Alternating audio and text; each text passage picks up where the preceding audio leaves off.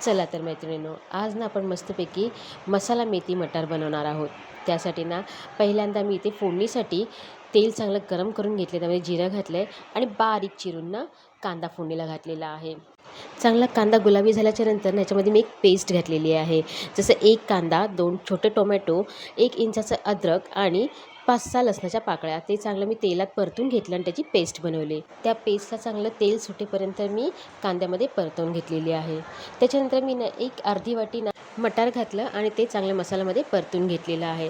किंचितसं 1 चिमटी एवढं त्यामध्ये मीठ घातलं आहे, जेणेकरून मटार चांगले शिजले पाहिजे आहेत आणि त्या मटारला मीठ लागलं पाहिजे आहे.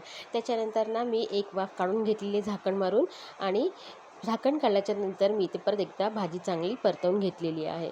आता ह्याच्यामध्ये ना 1 चमचा एवढा मी तिखट घातलेला आहे, अर्धा चमचा हळद घातलेला आहे आणि परत एकदा मसाला चांगला मी फ्राय करून घेतलेला आहे या मसाल्याबरोबरच.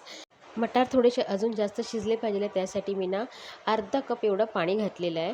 चांगलं परत परतून घेतलेलं आहे, ढवळून घेतलेलं आहे आणि याच्यावरती झाकण मारून 1-15 मिनटं चांगले मटार शिजू दिलेले आहेत. आणि मस्तपैकी ह्याला तेल सुटल्याच्या नंतर ना ह्याच्यामध्ये मी तुम्हाला दाखवली होती की एका साईडला बारीक चिरून मी मेथी एका चाळणीत नितळायला ठेवली होती. ती सगळी मेथी मी ना ह्या मसाल्यामध्ये घातली आणि चांगली एकदा फिरवून घेतलेली आहेत, म्हणजे चांगला मसाला त्या प्रत्येक पानांना लागलं पाहिजे आहे. त्या पद्धतीत मी सगळी मेथी मी परतवून घेतलेली आहे. त्याच्यानंतर मी अर्धा चमचा गरम मसाला आणि अर्धा चमचा धणे जिरे पूड घातले आणि आता मी चवीप्रमाणे परत एकदा मीठ घातलेलं आहे. मीठ जपून वापरायचं आहे, कारण का अगोदरसुद्धा घातलं होतं. तर ते चांगले मसाले आणि मीठ वगैरे सगळं घालून मी परत चांगलं व्यवस्थित परतून घेतलं. एक 5 मिनटानंतर शेवटी मी ह्याच्यामध्ये ना अर्धा वाटी असं दूध घातलेलं आहे, मलाई घातलेली नाही आहे ह्याच्यामध्ये.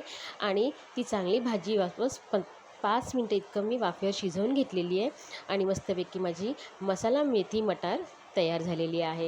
ही रेसिपी तुम्हाला कशी वाटली ती कमेंटमध्ये नक्की सांगा आणि आवडली असेल तर लाईक, शेअर, सबस्क्राईब